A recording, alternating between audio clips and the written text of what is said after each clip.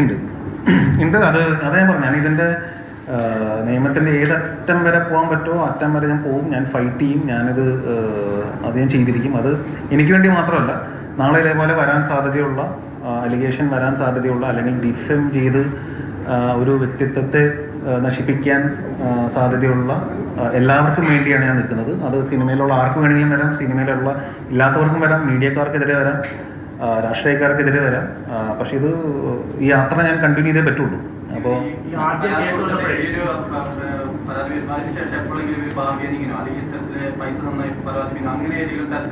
ഇല്ല, എന്നെ കോണ്ടാക്ട് ചെയ്തിട്ടേ ഇല്ല, ഞാനും കോണ്ടാക്ട് ചെയ്തിട്ടില്ല. അതേ പറഞ്ഞു, ഞാൻ ഇതേവരെ അങ്ങനെ സംസാരിക്കുകയോ മെസ്സേജ് അയക്കുകയോ അല്ലെങ്കിൽ വാട്സപ്പ് ചെയ്യോ അങ്ങനെ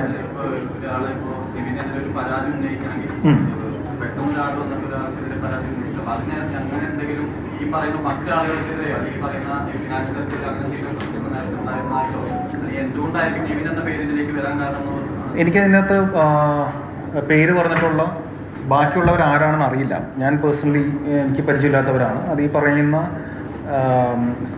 സിനിമയിൽ ഫിനാൻസ് ചെയ്യുന്ന പുള്ളിയുടെ സുഹൃത്തുക്കളാണോ എന്ന് പോലും എനിക്ക് അറിഞ്ഞുകൂടാ.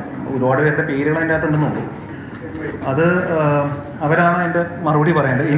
എനിക്കറിയാവുന്ന കാര്യങ്ങൾ പറയാൻ പറ്റുള്ളൂ. പരിചയമില്ലാത്ത ഒരാൾ കേസ് കൊടുക്കുമ്പോൾ ആദ്യം ഒരു കേസ് വന്നല്ലോ, അവരാരാണെന്നോ അവരുടെ ബാക്ക്ഗ്രൗണ്ട് എന്താണെന്നോ അവരുടെ മോട്ടീവ് എന്താണെന്നോ അന്ന് അന്വേഷിച്ചില്ല. സ്വാഭാവികമായി ഞാൻ ചോദിച്ചു, ഇത് ചെയ്യണമെന്ന് ചോദിച്ചപ്പോൾ പറഞ്ഞു അതിന്റെ പിന്നാലെ തൂങ്ങേണ്ട കാര്യമില്ല, നിവിന്റെ വർക്കായിട്ട് മുമ്പോട്ട് പോകും. ഇങ്ങനെ എല്ലാ ശബ്ദങ്ങൾക്കെതിരെ നിങ്ങൾ പ്രതികരിക്കാൻ പോയി കഴിഞ്ഞാൽ അതിന് സമയം ഉണ്ടാവുള്ളൂ. പിന്നെ അതൊരു അൺവാണ്ടഡ് ന്യൂസിലൊക്കെ വരും. അപ്പോൾ അതിൻ്റെ ആവശ്യമില്ലല്ലോ. അപ്പോൾ അത് ഞങ്ങൾ കേസ് ക്ലോസ് ചെയ്ത കാര്യം നിവിൻ ടെൻഷൻ അടിക്കേണ്ടതാണ്. ഞാൻ അതിൻ്റെ പിന്നാലെ പോയില്ല ബ്രദർ. സത്യം പറഞ്ഞാൽ എനിക്കതിനെ ചെയ്യാൻ തോന്നിയില്ല. കാരണം എനിക്കൊരു പരിചയമില്ലാത്തൊരു പെൺകുട്ടിയാണല്ലോ. അപ്പം ഞാൻ എന്തിനാ അതിൻ്റെ പിന്നാലെ പോകണം?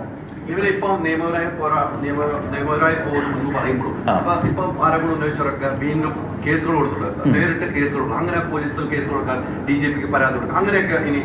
അതെ, ഞാൻ അതിനുള്ള പരാതി തയ്യാറാക്കിക്കൊണ്ടിരിക്കുകയാണ്. അപ്പോൾ ഞാൻ നേരിട്ട് പോയി പരാതി കൊടുക്കണമെങ്കിൽ നേരിട്ട് പോയി പരാതി കൊടുക്കും. അതിൻ്റെ പ്രൊസീജിയർ ഇപ്പം അങ്ങോട്ട് വന്നല്ലേ ഉള്ളൂ. അപ്പോൾ അത് എഴുതി ഒന്ന് പ്രിപ്പയർ ചെയ്യണമല്ലോ.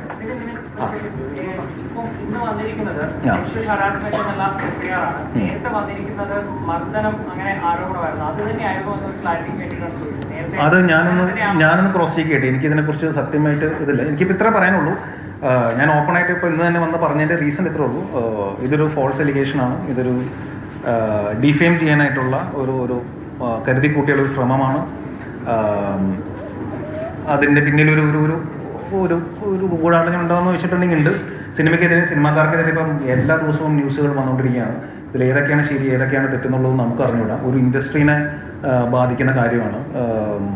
മലയാളം ഇൻഡസ്ട്രി എന്ന് പറഞ്ഞിട്ടുണ്ടെങ്കിൽ അങ്ങനെ അത്രയും മോശപ്പെട്ട ആൾക്കാർ മാത്രമുള്ള ഇൻഡസ്ട്രി ഒന്നല്ല. ഇവിടെ അല്ലാത്ത ആൾക്കാരുമുണ്ട്. ഇവിടെ സിനിമ മുമ്പോട്ട് പോകണം, ഈ ഇൻഡസ്ട്രി മുമ്പോട്ട് പോകണം. അത് നടന്മാർ മാത്രമല്ല, എല്ലാവർക്കും വർക്കിംഗ് ആയിട്ടുള്ള ഒരു അറ്റ്മോസ്ഫിയർ ഉണ്ടാവണം. അപ്പോൾ ഇതേപോലെ ഈ ഫോൾസ് അലിഗേഷൻസ് വരുമ്പോൾ എല്ലാവരും ഭയത്തിലാണല്ലോ. ആർക്കെതിരെ വേണമെങ്കിലും നാളെ വരുന്നൊരു അവസ്ഥയാണ്. അപ്പോൾ അത് ഇല്ലാതിരിക്കണം. അതിന് ആരൊക്കെ എൻ്റെ കൂടെ ഉണ്ടാവും എന്ന് എനിക്ക് അറിഞ്ഞൂടാ. പക്ഷെ ആരില്ലെങ്കിൽ ഞാൻ ഒറ്റയ്ക്ക് ഇതിന് ഞാൻ പോരാടും. ഞാനിത്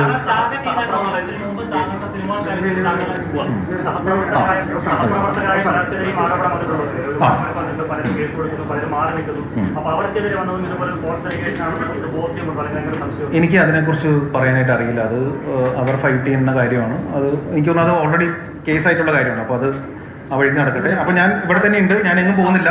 ഇനി മീഡിയനെ കാണണമെങ്കിൽ മീഡിയയുടെ മുമ്പിൽ ഞാൻ വരും, ഞാനിവിടെ ഉണ്ടാവും.